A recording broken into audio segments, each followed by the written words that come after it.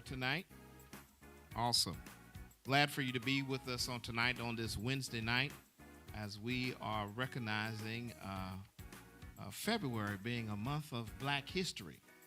And we have some wonderful and distinguished guests here tonight.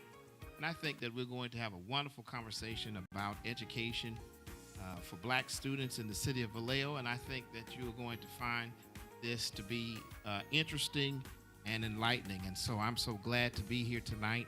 I'll introduce my guests. But first of all, I'm Pastor Danny Jefferson here, the pastor here at the Rehoboth Rural Outreach Center Church in the city of Vallejo. And we're just glad for you to tune in tonight, amen, to be a part of this wonderful conversation tonight. Would also like to, as a station identification, like to invite you to our wonderful worship services on Sunday morning at 11 a.m. here at the house. We would love for you to be my special guest. I know that you'll be blessed if you come, and we'd like to welcome you there. But right now, I'm so glad and pleased to have my guest on tonight. We have Dr. Ramona Bishop being with us tonight, and we have Miss Khadijah Brown, and I'm going to read both of their bios, and we're going to get into this conversation tonight, and we're just glad for them to be with us. These are, I tell you, some wonderful ladies that are doing some powerful things in our community and beyond. Both of them are stars, and I'm just pleased to be here as the only man on the set here tonight to be able to speak to these ladies tonight. And it's just a wonderful privilege. You know, actually, before I do that, before I introduce them, I would like to kind of start. Just give me 2 seconds to just pay homage to one of our educators and leaders in the city of Vallejo, and his name was Jesse Monsell Bethel. Jesse Monsell Bethel was a friend of my father's. He was a fraternity brother. I'll put that out there.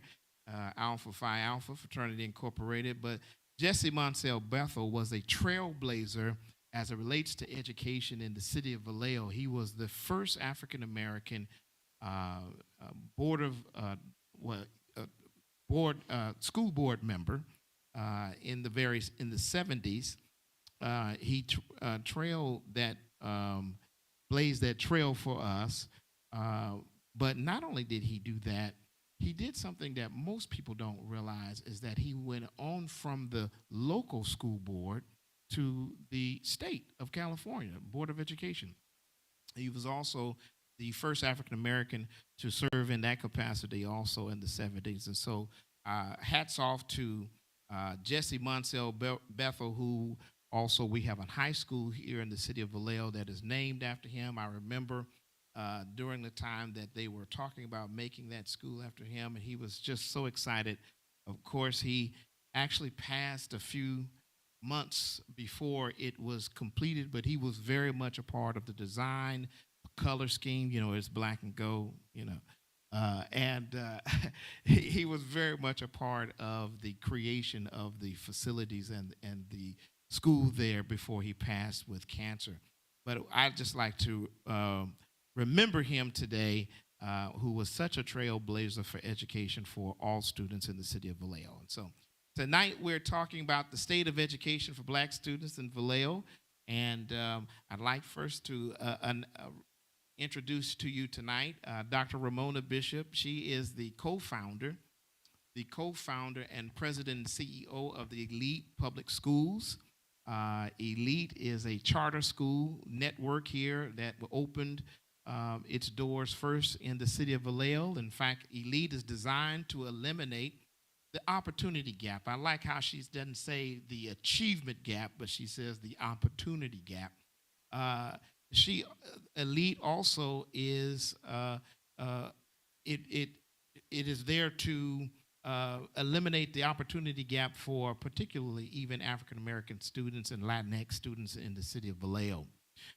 Dr. Bishop considers her legacy work in this city and in this area she's dedicated to the career towards improving the lives of students in communities that have been historically underserved.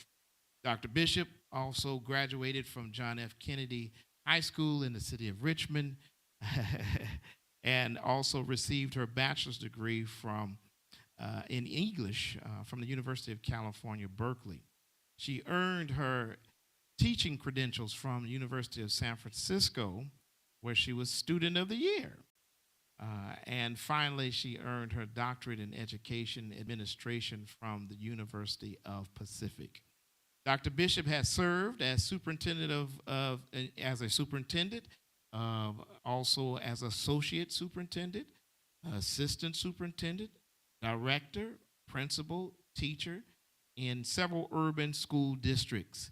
And so we'd like to take this time to welcome Dr. Bishop tonight as we have this wonderful conversation. Welcome, Dr. Bishop. Then we're so pleased also to have Miss Khadijah Brown. She is a shining star who's doing a lot of work. I looked at her bio, and I tell you, she's just as dynamic as Dr. Bishop, doing so many things in the community and beyond. Khadijah Brown, first of all, I heard that her father was an excellent activist and just a trailblazer, even in the city of Richmond and beyond. So we're glad to have her. But she's a leader in her own right. She's a leader, educator, and community organizer. Her passion is for people. People have started her on a journey to be a part of organizations and activities that empower communities of color and improve equitable outcomes. In the early years of her political career, she served as the president of the Youth Commission for the city of Berkeley, a congressional intern for Congresswoman Barbara Lee, an intern for Mayor Ronald Dellums, another frat brother,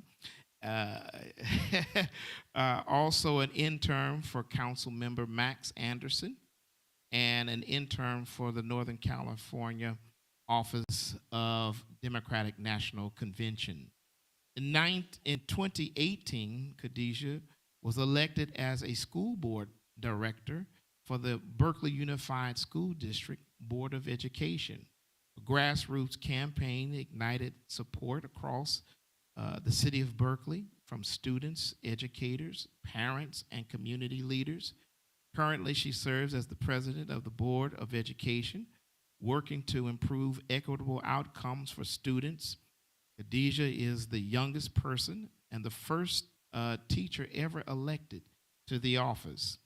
In her time on the board, she has helped to create and pass Black Lives Matter resolution, which affirms, supports, uplifts, and celebrates the lives of Black students, as well as commits to renaming schools that bear the names of enslavers.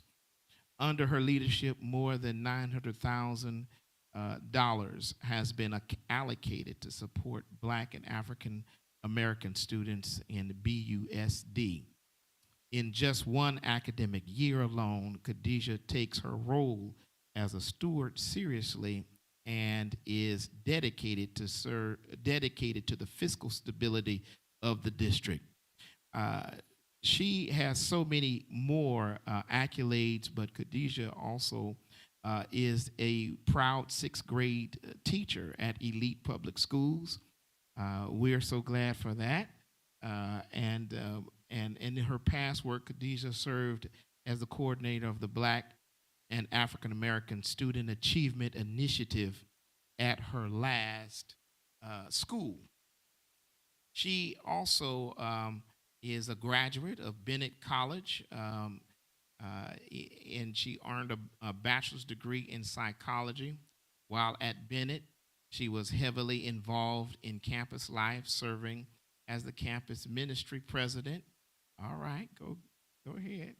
President of the Toastmasters, member of the NAACP, voted Miss West Coast, and represented Bennett College at the United National Global Leadership Summit, where her team took her first place for the presentation on sustainable living. So I'd like to welcome Ms. Brown on tonight, and just glad to have both of you tonight. Glad to have, yes, welcome them. Glad to see those of you that are here in the audience, and I know that there's many more that are watching via the internet as well. And so we're going to go into this conversation tonight. Like to welcome you tonight as we are talking about uh, educating black students in the city of Vallejo. And then, as you know, Vallejo is a rich cultural and diverse community.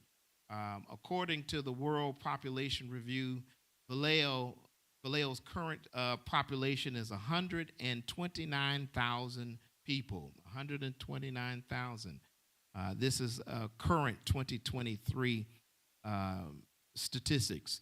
Vallejo's demographics are for whites, those that identify as white people, is 33.33%, which is 40,427.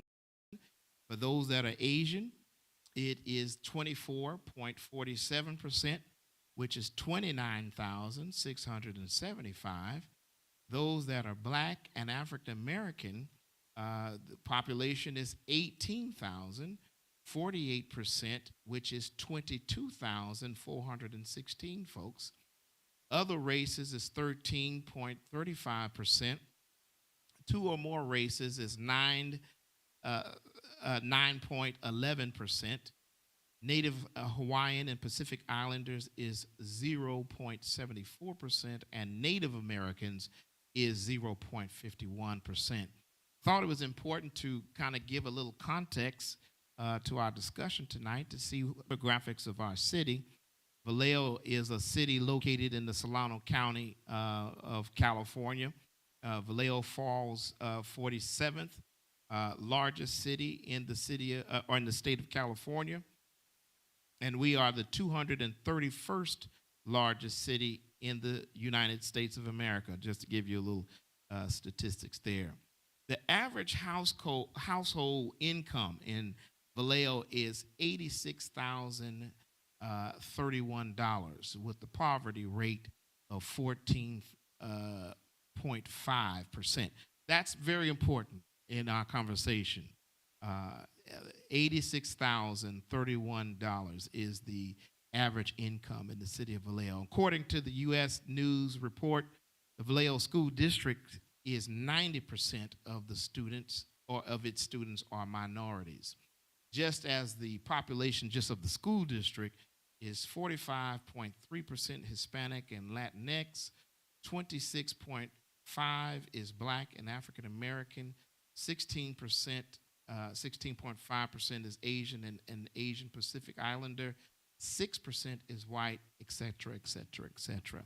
So you can kind of see the complexities that our city faces, as well as the diversity of our city as we have this conversation tonight. And so I wanted to start this conversation tonight as I was meditating and thinking about this today. Often when we approach a conversation about black students, we come from a framework of that there's something wrong or broken. There's always seems to be the framework out of which the conversation arises. So all of us, as African Americans, often have had continued and constant strenuous relationships with most institutions in America, such as healthcare. You got a lot of disparities there. We've been a lot of abuse in that area. Legal system, we already know the legal justice system.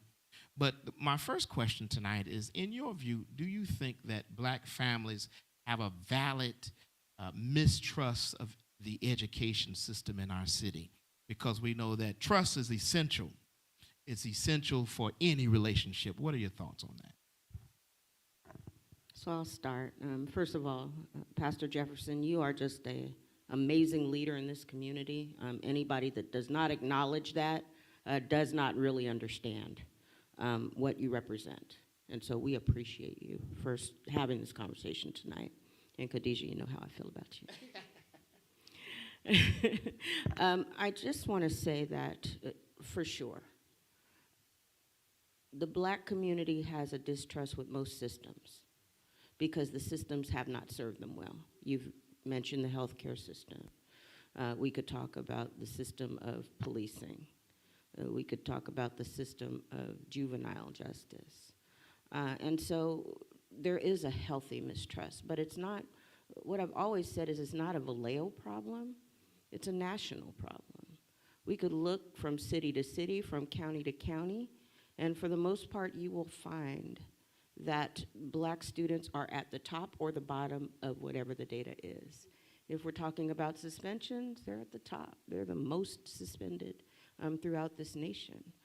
When it comes to academic achievement, unfortunately, black students are at the bottom. But what you shared, Pastor Jefferson, is really critical in that people have to understand it's not a student problem. It's not a matter of whether or not these students come prepared to do whatever it is. It's a systems problem. That when they come with all of their love of learning, the research bears it out. In kindergarten, you know, our boys come with all that energy and all that, you know, they're ready. And their families have invested in them. And preschool has done a good job. They've got their letters, they've got their sounds. But then the more they stay in school, somehow we create spaces where those very students are somehow demonized and villainized and adultified, in that they're 5 years old. And what we've found nationally is that that's where the school to prison pipeline begins. We start suspending children in preschool. What is that about? And so as we're having this conversation tonight, certainly we want to get to the micro, which is Vallejo, and beyond, systems like it, Berkeley, Richmond. We want to get to those things. But I think we also have to recognize that as a nation, we haven't quite figured this out. And it's not until we figure it out and really listen to the voices of parents and students that we'll actually have trust built. Because just tell the truth. Just be honest. We don't know what we're doing. Can you help us out? And black parents will tell you what is or is not right or wrong within the school system. Thank you.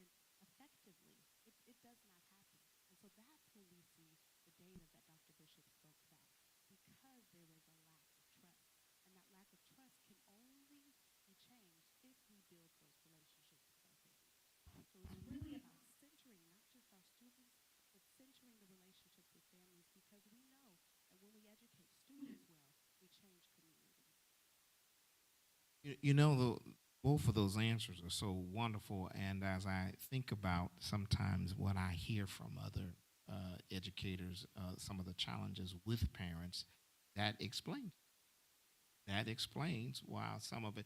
If you've had some challenges yourself, and while you matriculated through the institutions, then you already come with a certain kind of baggage and experience, if you will.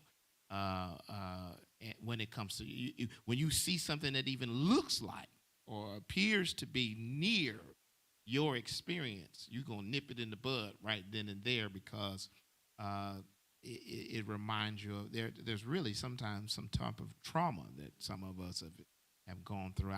I'm sure all of us, well, maybe not all of us, but I know my experience. There was always somebody telling you that you're not gonna make it.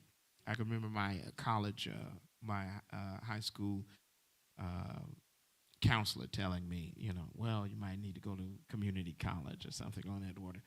And I said, my mother, who was an educator, as you remember, said, "Oh no, you can go wherever you want to go," and that's what I did.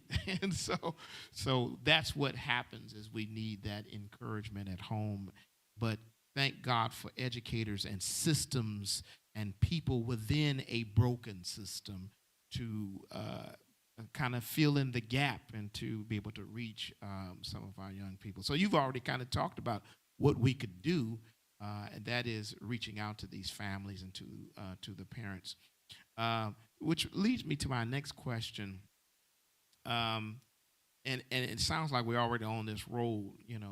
What is your view about regarding culturally responsive curriculum and what relevance, if any, that does it have for Black students? We see in what was it, Florida, where they're trying to completely eliminate this. Yeah, it's the woke. I mean, how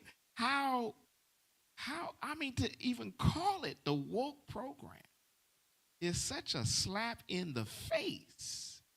And how folks can live in Florida, I don't know how they can do it. I know the economy is good and the weather is sometimes good if they're not having a hurricane or something. But I don't know. I'd have to move out of Florida. But anyway, what are your thoughts about that? Well, I have many thoughts about it. I think I have too many thoughts than we can cover in tonight's Right, session. So we may right, have to make this an ongoing thing. right. Um, but it is heartbreaking. Yeah. First and foremost, it's heartbreaking. And I think there are a couple of different things that we have to pay attention to. One is the erasing of our culture, the erasing of our experiences here in America, so that we will forget the harsh treatment that has happened, so that we will forget the historical background that we talked about a little bit earlier, so that we will forget and not understand, and to lead people to believe that the data that they see just is because of a deficit mindset, right? Mm-hmm. It's just the data is so bad just because of bad parenting or the communities that they live in, not really thinking about the historical background that I talked about earlier. And so that's the first and foremost thing, right? The erasing of that information. The second thing that is so challenging for me is that the idea that culturally responsive teaching is not necessary, that culturally responsive pedagogy isn't important. Our students learn best. The data says that I have an entire master's thesis that says that our students learn best when they have educators who look like them, number one, and they have access to educators who, even if they do not look like them, understand the importance of cultural norms in the classroom. Without that, we have school districts that over identify students in special education, Black students are over identified in special education because instead of understanding that it is a cultural norm to yell across the classroom and say hello to your friends because we are communal people, they see that as someone who can't control their outburst, right? And then it is a recommendation for special education, that and other behaviors, right? So without culturally relevant or culturally responsive teaching, which you spoke about earlier, we have these instances and these experiences where our students are not fully getting a full experience of the education that they deserve. In addition to that, I think about what my experience as a teacher would have been like if I weren't in a culturally affirming environment, right? So I'm blessed, as you said earlier, to be a teacher at elite public schools, but before then, I was not, right? And so here I am, the Black teacher, fighting for my students, fighting for my families, advocating for them. And you don't realize how much stress and how much heartache and how much pain you go through, because each and every day you're reliving what you've read about in the history books, what you've experienced, what you've heard about from your family's experience. Each and every day you're experiencing that, and you don't know how much of a toll it takes on you as an educator until you are no longer in that environment.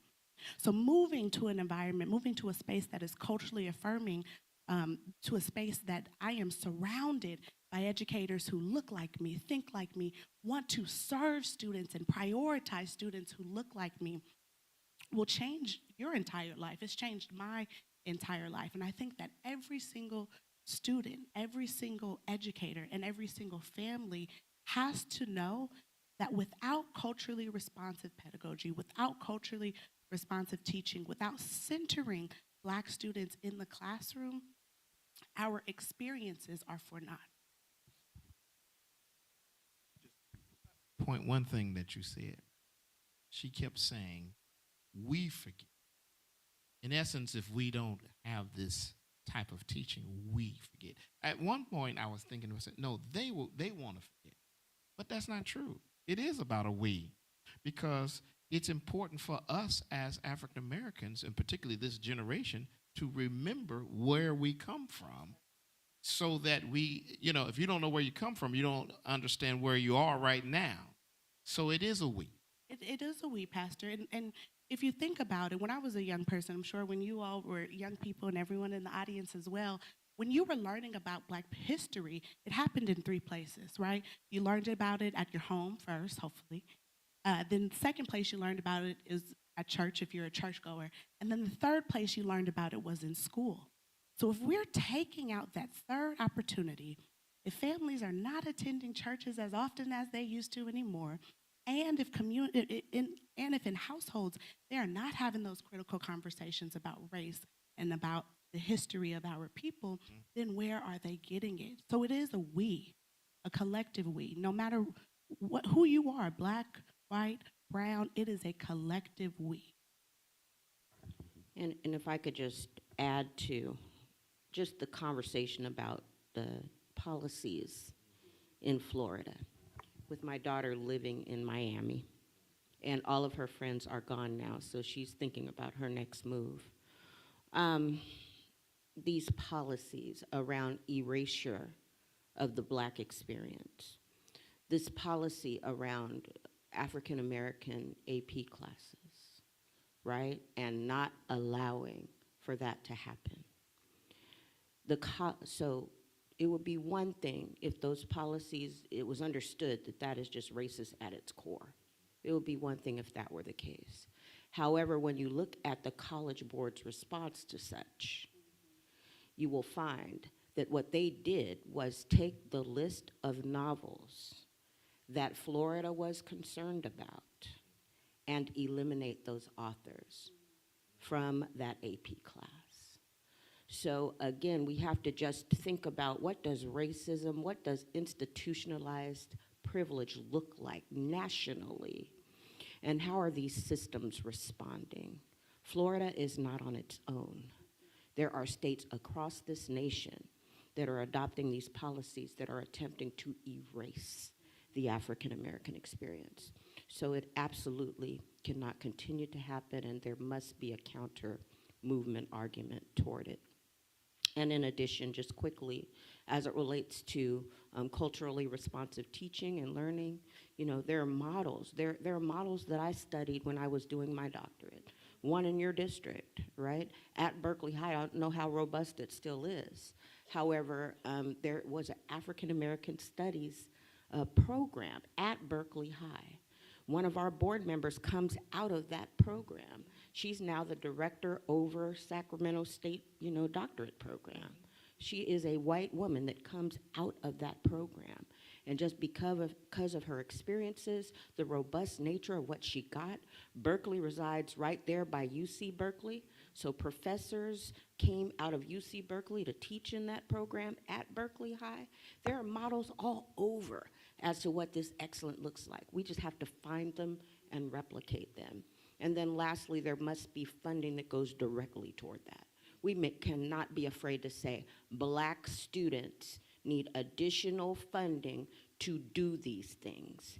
And one of the reasons when you asked me, Pastor Jefferson, who would be a good person for this panel, this young lady has done some things that I hope she'll lift up. Not to mention the fact that of the things that we're doing at Elite and in places across this city, let me be clear. There are educators doing an amazing job across this city. I know them personally. So we have to lift up those examples of excellence on an ongoing basis and celebrate, because at the end of the day, we cannot be against anybody who is educating our children. We cannot compete to educate our children. I refuse to participate in that conversation. Thank you. Very good, very good. Gordon, Ward, Potts, and Boyd in 2009 had a quote. And the quote is, mentoring that emphasizes cultural strengths shows promise in increasing academic outcomes among Black students. This was their finding, which is just one of many analyses that were out there. My next question is, what do you think is more important when it comes to educating Black students, culture or technical approach? Sometimes there's we've been talking about culture tonight, because just off the top of my head, of course, but something about culture caused you to learn. I've grown up through the Vallejo Unified School District, then I've gone to an HBCU. When I was in the HBCU, the atmosphere, the culture caused a certain type of learning style than it did when I couldn't wait to get out of these schools. These people crying on senior year and they at the graduation, I ain't gonna see you no more. I'm like, goodbye. Goodbye. I don't never have to be at Hogan no more. Goodbye. Goodbye. Because the other thing is I was getting ready to go back to school, so it was just like a summer break. But back to do you think cultural versus technical approach?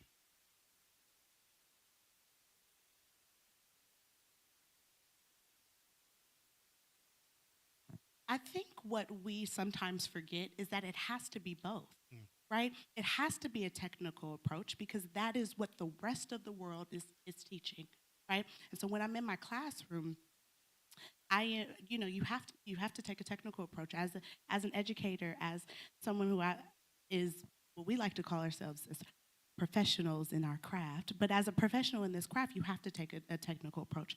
However, without the cultural approach, your ability to meet and reach students is not going to happen. It won't be there.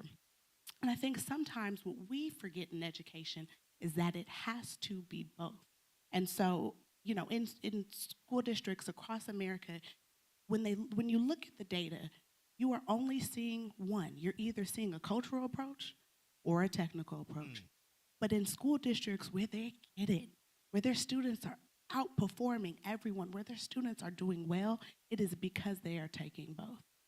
And sometimes in a day-to-day basis, you have to figure out which one am I going to prioritize today.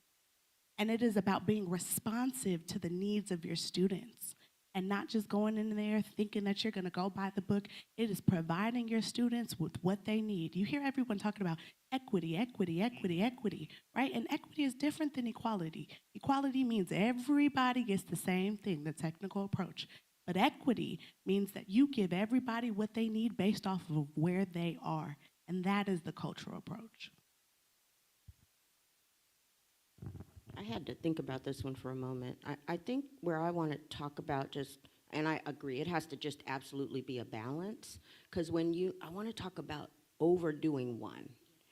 So when I think about what teacher certification has become, it's an overly technical approach. There are teachers that can teach the paint off the walls that have absolutely no credential. And so we've made this thing now to where there's a portfolio and there's about a gazillion and five assessments that have to be passed. And it's just absolutely so technical that it has become almost nonsensical. As we, consider the teacher shortage and think about this, I hope as a system, as a state, we can think about balancing this approach to where those artists that you encounter, that you just know should have a credential right now just because they are powerful in that classroom. Just give it to them. I mean, I'm sorry. Just give it to them. Or, but there must be that balance, right? We do want them to know algebraic concepts in order to be in the math class. We want that. But we've made it over technical. So hopefully that gives a good example. Wonderful, wonderful. Thank you so much. Kind of switching gears. I hope this has been helpful to you tonight. And then there was COVID. I tell you, COVID, the world has changed in every way I was talking to somebody today, and we were talking about all the stores that have closed, restaurants that have closed because of COVID. And now that COVID has caused more people to shop online. So you're finding at most of our malls there's blight. There's a lot of stores that are closing because y'all got all these boxes coming to you. Ding dong, ding dong. You almost got to set up booby traps to make sure that nobody come and get your boxes. And so boxes are coming, and I understand the convenience of that, but that means that's the death of many stores. But anyway, COVID, how has distance, and I know you're at Elite, so I know you can speak to that. How has distance learning affected our students?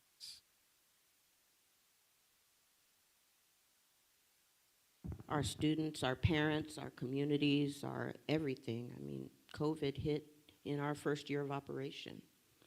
And it was just really just dealing with that was fascinating. But I think it strengthened our bonds with our families because we rely on our families for so much more now than we did before. I think it's increased our need to communicate with them. And so we hope that we've gotten better at that. We always have more work to do. I think it accelerated one-on-one computers for students. So I like to look at the glass half full. It has really allowed for our teachers to have way more tools. Zoom was free for a minute. That was cool. Google Classroom is much more accessible and helps structure the classroom for our educators, but we cannot ignore the trauma. We're still seeing students acting out that never before. We're having these concerns. We're still really thinking about how do we augment really what we're offering with regard to mental health. We've had more students talk about suicide than I've ever seen. So it's just been very heavy on our families. They've seen a lot. They've experienced a lot of death as it relates to COVID-related deaths. So it's been tough, I have to be honest. We're proud that we were able to grow a school during this time, just because, again, of that communication and that trust that our teachers built. It really wasn't anything we were doing in the administrative offices. It was our teachers that were doing that one-on-one outreach with families. How are you doing? Is there anything else we can do? We provided, a lot of schools provided those tests and, made their schools vaccination centers. So it really allowed for us to really do outreach in the community and get better at that.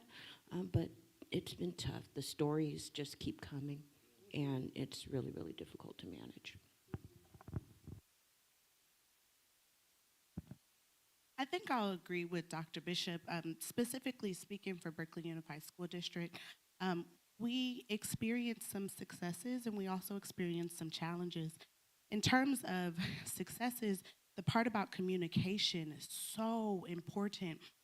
You went from maybe communicating with a parent, here and there, to almost daily communications. When parents transition from just being parents to also being teachers as well, you got so many calls.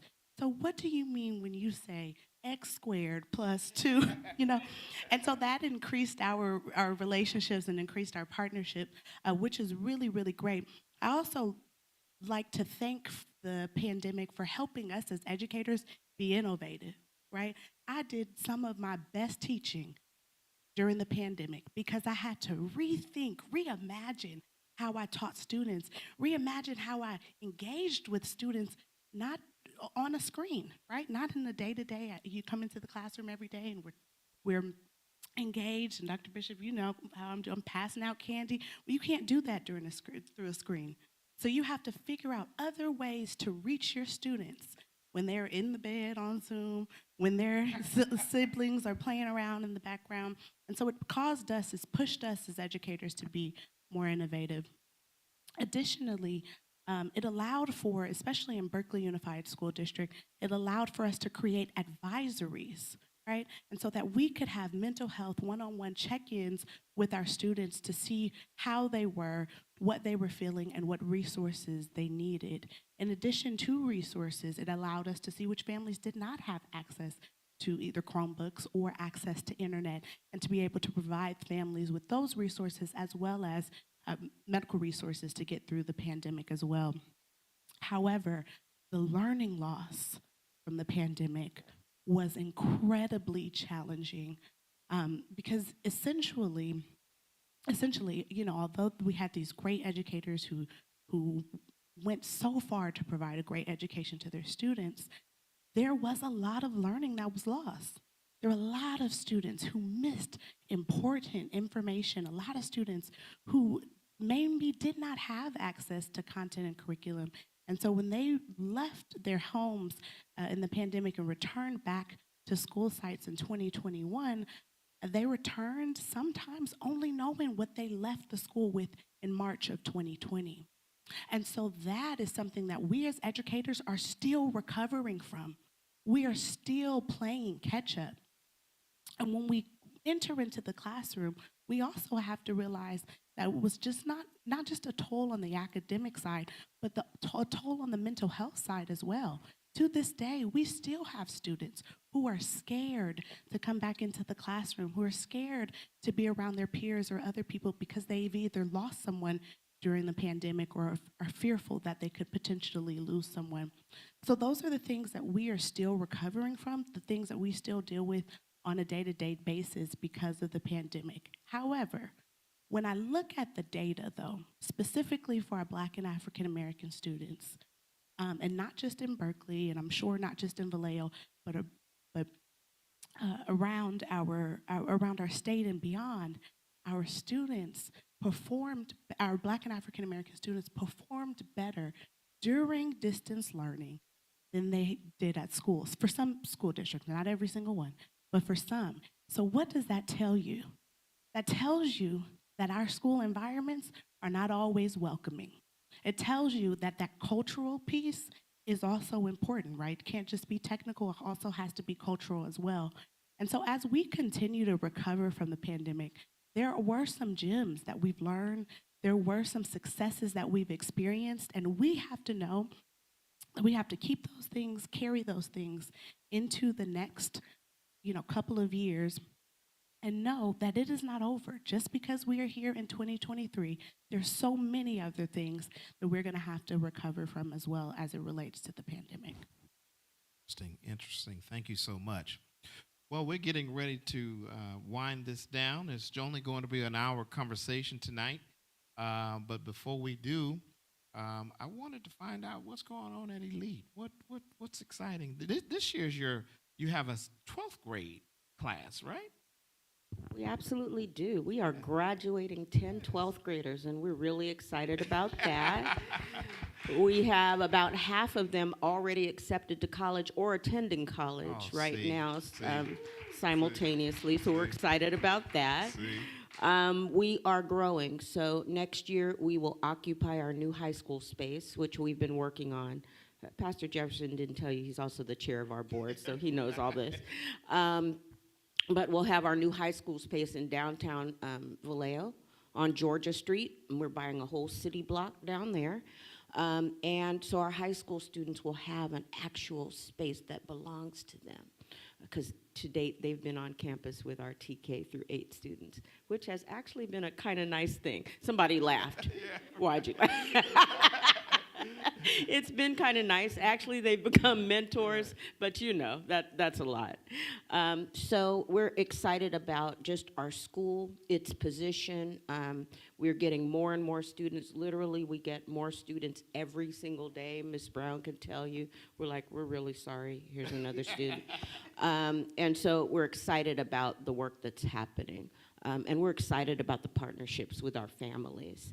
Quickly, for Black History Month, we are crowning our first spelling bee champion. She was just crowned. We're crowning our oratorical champions. They compete at the end of the month. And we're crowning some math champions. Because if you look at our social media, you'll see a lot around athletics, because we're building an athletic program simultaneously. So typically those jocks, you know, they get all the attention. Our football players walk around like, you want my autograph, right? And so we want also to lift up the scholars, the young people that are doing a good job academically. So we're hyper-focused on doing that this year. Thank you for asking me. Wonderful, wonderful. I'll add to what Dr. Bishop is saying. A lot of really, really good things are happening at Elite. Just from a teacher's perspective, every single Wednesday, our teachers have the opportunity to participate in professional development because we, as educators, are committed to being lifelong learners. So every single week, we get a chance to come together, learn some of the best practices from research from educators who have done this work across the state and also nationally. And they come and they talk to us, and Dr. Bishop provides us with information for us to be able to learn and be the best educators that we can be. It is like a blessed community, right? Because you get the opportunity to go in there. You're in a culturally affirming place. You're in a safe place. You're in a place that's full of love and full of happiness, but you are also learning how to be a better educator every single day. In addition to that, our students are also learning how to be better scholars every single day. As a teacher there, they blow me away with how incredibly intelligent they are, how quick and quick-witted, and how smart, and how just so on point, and how brilliant they are every day. In addition to talking about what's happening at Elite, Dr. Bishop asked me to talk a little bit about what's going on in Berkeley Unified School District. And as you mentioned earlier, I'm a board member there and have been a board member in BUSD since 2018. And BUSD is not foreign to having some of the academic challenges that I talked about earlier. Although Berkeley Unified School District was the first school district to desegregate schools without a court order, they were the first school district to have an African American Studies department that's been mirrored by so many other districts in the state. Our data in BUSD says that we are failing our students, and specifically failing our students of color and failing our Black and African American students. And so there have been a lot of efforts in BUSD to address this. We had something called the Vision 2020. We created that back in 2007. I was a student in the district then. And the Vision 2020 was a committee-wide and city-wide effort to focus and prioritize some of our most critical learners and ensure that they experience academic success and improve their academic performance. And so we did all of this work. It took years and years and years. And then at the end of 2020, the data still looked the same. The academic outcomes still look the same. You could almost, not even having to look at what it says on paper, you could almost pinpoint who was going to be at the very bottom and who was going to be at the very top. So when 2020 came around, we saw that data. And then in addition to that, there was the killing of George Floyd, which I'm sure you all remember. And so as a board member, I said, something has to change. Something has to stop. And so I passed this resolution, the Black Lives Matter resolution. And the focus of the resolution was to uplift, affirm, encourage, and celebrate the experiences of Black students in BUSD. So from then, we were able to, like Dr. Bishop said earlier, allocate resources to ensure that we put our money where our mouth is so that we can serve our students well. And from that, we created something called the African American Success Framework. We are the only school district in the nation with an African American Success Framework, not just a program, a one-off program, but an entire framework that centers Black students in every single thing that we do. An entire framework that focuses on educating our educators, teaching our educators, providing them with professional development opportunities to be able to educate our students well. And so we just started this back in 2020. We also are in the process of creating an African American Success Advisory Committee that brings in our community as well, because we believe that it takes a village to educate all of our children. It takes a village to be able to provide our children with the best educational experience possible. And so that's what we're doing in BUSD. We have something called a Step Up Academy. We're doing this work with the African American Regional Education Alliance. So we have a Step Up Academy where our students prepare for the next summer every year. We have a Young Gifted and Black program in BUSD that helps our scholars to feel pride, a sense of pride in being Black, and helps our students to feel that welcoming community that we want them to experience. In addition to that, we also have town halls for our families so we can hear from them and stay in partnership with them. We have so many programs so many things that we are doing. But the most important thing that we have done is we are unapologetically centering our Black students. And in the world that we live in today, in the world where people are fearful to say the word Black, right? People will not say Black. In the world where we live in, when they want to erase our community, erase our history, in a world where we live in, where people don't want to prioritize Black students, we have unapologetically, we've said it with our chest, like the kids say, say it with your chest. We've said it with our chest that we are tired of seeing the data. We are tired of seeing the trends. We are tired of seeing our children struggle. And so we, as the adults, have a collective responsibility. In our district, we say something called Kasirian Injera, which means, and how are the children? A tribe in Africa, they say that all the time, Kasirian Injera, Kasirian Injera. How are the children? How are the children? Whatever they're doing, if they are going to church, if they're going grocery shopping, if they're going to school, they ask that question, Kasiria Injera, how are the children? And the response is typically, and the children are well. But that means that the community has to do a certain amount of work to ensure that they can answer the question, and the children are well. And so we here in BUSD are asking the question in everything. Kasiri and Injera, in the lunchroom, how are the children? On the playground, how are the children? In the math class, how are the children? In science class, how are the children? And so hopefully, with all of the work, with all of the seeds we've been able to sow, we will be able to respond to the question, and this time, the children are well. Quickly, that's an example, right? And so statewide, as you know, Chair Jefferson, last year I led with Margaret Fortune, the statewide education committee for the Black Caucus for the Democrats. And we changed the platform to call out Black students and what was happening or not happening with regard to their achievement. And the follow-up to that was something called AB 2774 that would allow for there to be a particular allocation for Black students. Notice I did not say poor students, I meant Black students. And so what we are fighting now for is for the governor to actually go forward and fund that. and make sure that black students throughout this state get an allocation. But not only that, that schools and school districts are held accountable for ensuring that the outcomes are there. It is not until those outcomes are there that we can say, well done. But statewide, this is a fight. It's one that the elite board has signed a proclamation in support of. We're going to be occupying the state coming up here pretty quick because we have some people that don't want to say black students are not performing. And no longer are we going to be walking away from those conversations as it relates to black student performance in progressive California. We're not doing it anymore. We want to be an example as to statewide. How do you focus and then ensure that those outcomes change? Thank you. Very good. We know that there's, you have to be an advocate in every place, in this classroom, but also in the places of policy making, because the policies is what drives everything else that takes place. You know, I'll conclude with this.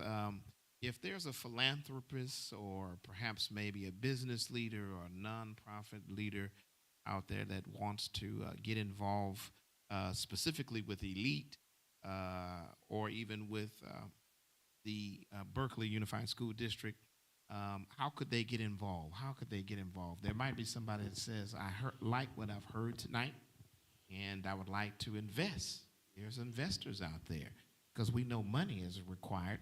But let me also add, in addition to that, if there's just concerned citizens that want to support the students, because we have Elite tonight, that's who we're talking to. I know I see some Vallejo Certified Unified School District folks, but because you all are here tonight, how can they support if they For all the billionaires out there. Just email us at info@elitepublicschools.org. If you look up Elite Public Schools, you will find the way to contact us. And we always look forward to such philanthropic efforts coming our way. I would say, in addition, you know, if you have time and energy and want to volunteer, we have a robust volunteer program. You mentioned mentorship. Sometimes our students just need to see it, right? That professional gentleman in a suit, that professional woman in some high heels, they just need to see it and be able to talk through, you know, ask questions. So if you'd like to do that kind of thing, we welcome that as well. Well, listen, I want to thank both of you for such a wonderful conversation tonight. Let's give them a wonderful hand. We appreciate you coming. Both of them are professional. They've worked all day and have given us this time tonight. I thoroughly appreciate them. And I'm just very proud of the work that both of you are doing. And I hope this has been helpful to you today. We appreciate you. On the 22nd, which is next Wednesday night, we'll be talking about the state of the black community in the city of Vallejo. And our panelists on next week will be Brother Hakeem Brown, who is the new elected president of the NAACP in the city of Vallejo branch. And the second person will be Brother Calvin Harrell, who is the president of the Community Democratic Club of Solano County, which is one of the largest Democratic clubs in the county. And so we'll be having another conversation next Wednesday night at 7 o'clock. And so we thank you so much for coming, and we thank those that are watching online.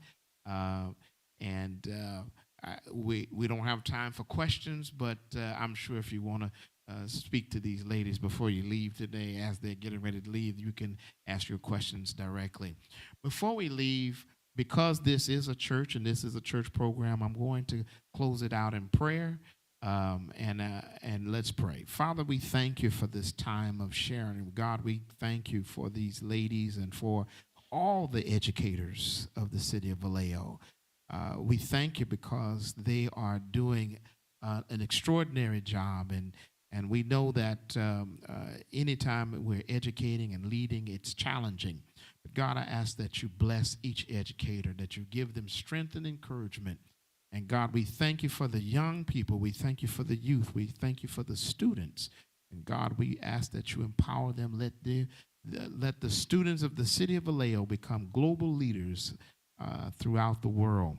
We thank you for it. Now bless us as we leave this place, but not from your presence. Protect us, God, and keep us in your care. We thank you. In Jesus' name we pray. Thank God. Amen. God bless you all. Thank you all so much for coming, and I pray that you have a wonderful night.